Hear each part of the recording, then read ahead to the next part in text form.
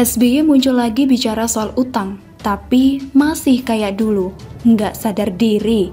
Ditulis oleh Sardi di seaworld.com. SBY kembali muncul memberikan statement politiknya. Ini sudah menjadi semacam style dia. Hilang beberapa saat tanpa kabar, tahu-tahu muncul lagi kemudian bicara mengenai berbagai isu. Kali ini dia bicara soal utang Indonesia. Kita mulai dulu dari statement SBY.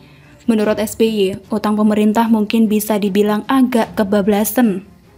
Utang yang ada menurut saya sudah sangat tinggi dan karenanya tidak aman. Persoalannya bukan hanya meningkatnya rasio utang terhadap PDB atau produk domestik bruto Indonesia, tetapi yang berat adalah utang yang besar itu sangat membebani APBN atau anggaran pendapatan dan belanja negara kita, membatasi ruang gerak ekonomi kita, tulis SBY dalam unggahan di Facebook. Pada 2019, rasio utang pemerintah terhadap PDB ada di 30,18%, naik dibandingkan tahun sebelumnya, yaitu 29,78%. Per akhir November 2020, total utang pemerintah mencapai 5.910,64 triliun rupiah, yang setara dengan 38,13% dari PDB. SBY juga menyoroti bahwa masalah utang bukan hanya aman atau tidak aman, yang dilihat dari rasionya terhadap PDB. Hal yang juga penting adalah bagaimana membayar utang itu. Apakah bakal membatasi kemampuan pemerintah dalam bidang lain?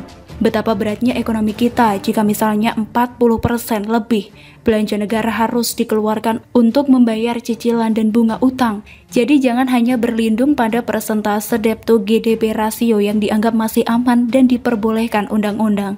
Bukan di situ persoalannya, kata SBY. Dari sisi pertumbuhan, rata-rata utang pemerintah pada masa pemerintahan Jokowi periode pertama naik 12,96% per tahun. Sedangkan rata-rata pertumbuhan utang pada masa pemerintahan SBY periode kedua, yakni 2010 hingga 2014, adalah 10,50% per tahun. Dan pada periode pertama di 2005 hingga 2009, hanya 4,38% per tahun. Selama periode pertama pemerintahan Jokowi, rata-rata rasio pembayaran bunga utang terhadap belanja negara secara keseluruhan adalah 10,56% per tahun. Sedangkan pada 2010 hingga 2014 adalah 7,36% dan 2005 hingga 2009 ada di 10,83%. Dulu Ibas pernah membanggakan ekonomi Indonesia yang meroket di zaman SBY sebagai sindiran kepada pemerintahan Jokowi yang pertumbuhan ekonominya tidak setinggi pada era SBY. Sekilas memang benar, tapi menangnya gak banyak kok, cuma sekian persen. Kalau pertumbuhan sampai 10%, bolehlah bangga. Tapi dia tidak bicara soal inflasi era SBY yang jauh lebih tinggi dibanding era Jokowi. Sama saja bohong kan? Terus utang ini, sudah berkali-kali kita teriak, tapi tetap aja nyinyir soal utang. SBY ini nggak pernah bercermin. Utang Jokowi sangat nampak hasilnya. Ada wujudnya dalam pembangunan jalan baru, tol, bandara, pelabuhan, terminal, jembatan, pembangkit listrik, bendungan, infrastruktur digital, dan banyak lagi. Berkat ini konektivitas antar wilayah makin mudah.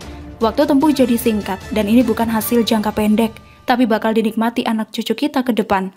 Kalau bukan karena Jokowi, Indonesia bakal makin ketinggalan, dan jadi negara paling memalukan di ASEAN. Negara besar, tapi infrastruktur payah, kayak negara yang mundur ke belakang. Untuk saat ini saja, Indonesia sudah menyamai atau bahkan sedikit melampaui Thailand dalam hal indeks infrastruktur. Sampai tahun 2024 nanti, Indonesia bakal makin meleset. Jika konsisten, Malaysia pun bisa disalip. Zaman SBY, dia kerja apa? Kebanyakan bikin lagu dan prihatin. Banyak proyek mangkrak, kerjaannya cuma prihatin. Ekonomi meroket kebetulan karena salah satunya bom komoditas. Sekarang, justru Jokowi saat ini mulai melarang ekspor bahan tambang mentah, karena tidak bisa melulu berharap ekspor komoditas. Hilirisasi industri nikel adalah jawabannya. Hasilnya baru bisa dinikmati bertahun-tahun kemudian. Di masa depan, industrialisasi dan digitalisasi adalah jawaban bagi masa depan Indonesia. Utangnya SBY kalau tidak salah, kebanyakan buat subsidi.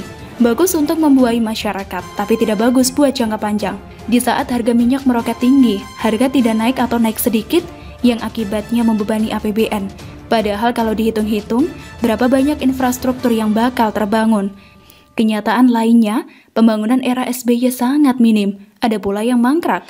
Dan kondisi era SBY sangat beda jauh dengan era Jokowi, arah orientasi pun beda. Jokowi berorientasi pada pembangunan yang hasilnya jangka panjang. Saya setuju dengan kritikan dari salah satu politisi yang mengatakan Jokowi tidak akan sesusah ini jika SBY tidak jadi presiden. Ada benarnya juga, terutama soal pembangunan infrastruktur. Jokowi seolah mulai dari nol. Bagaimana menurut Anda?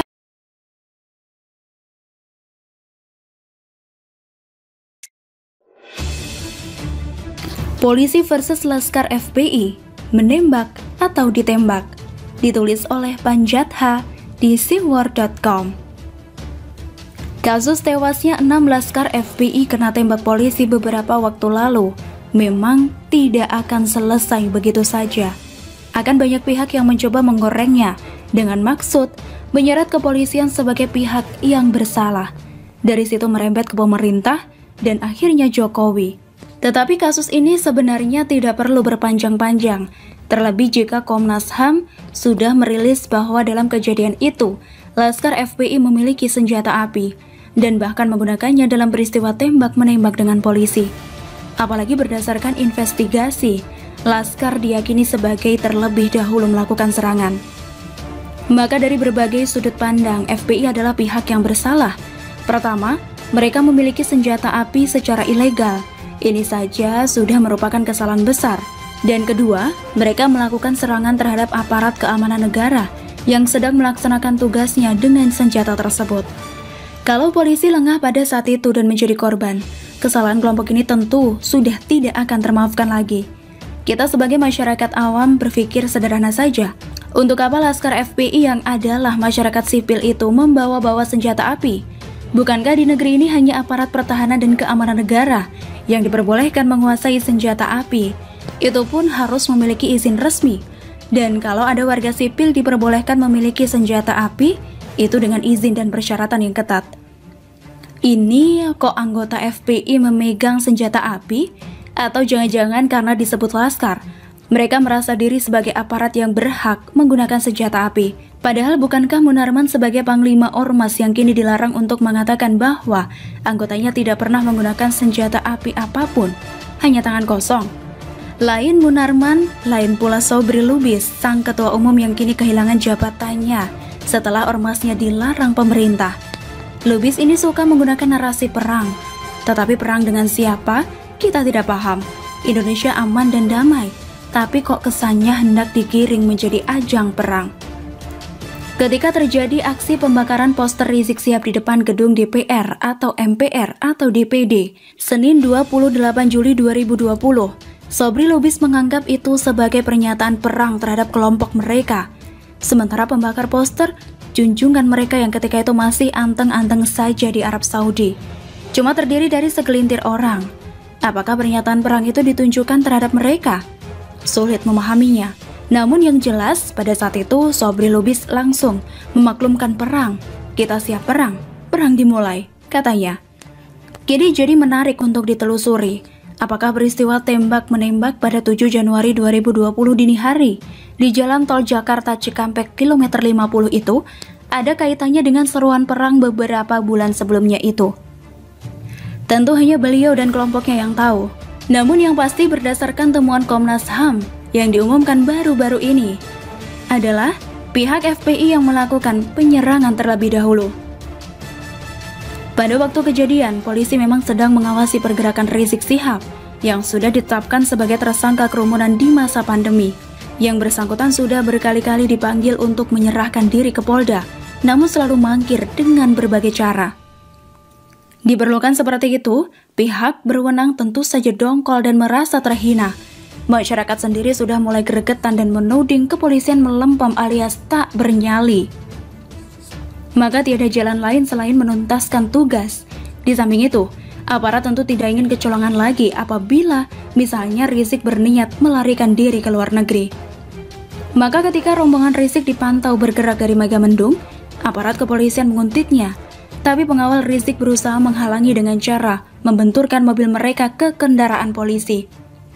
Bahkan berdasarkan investigasi Komnas HAM dan sebelumnya kata pihak kepolisian, penumpang mobil FP itu mulai menembakkan senjata api ke arah mobil polisi. Sampai di sini, keterangan versi polisi memiliki kesamaan dengan hasil investigasi Komnas HAM.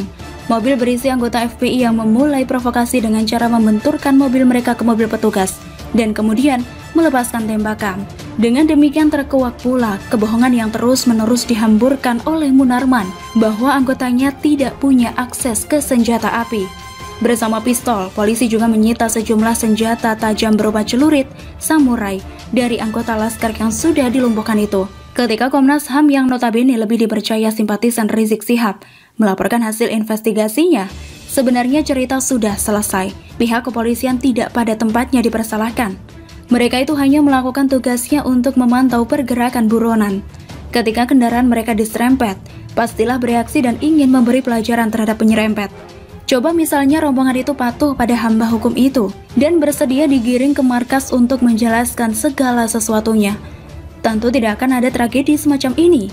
Tetapi cerita menjadi lain karena rombongan malah sengaja menyerempet mobil polisi dan melepas tembakan.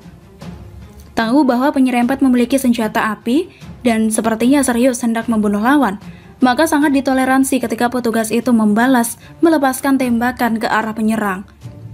Daripada mati konyol, lebih baik melumpuhkan si pengancam itu.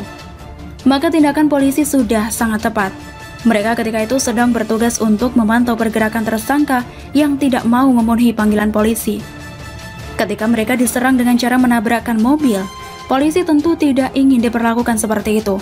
Bahkan siapapun dia, kalau mobilnya ditabrak apalagi dengan sengaja, sudah pasti akan marah dan ingin menuntut penyelesaian yang adil dan sepadan. Maka tidak ada lagi yang perlu dipersoalkan di sini. Hasil investigasi sudah jelas tentang siapa yang memulai dan sekaligus bersalah. Hukum alami pun berlaku. Daripada terbunuh, lebih baik membunuh.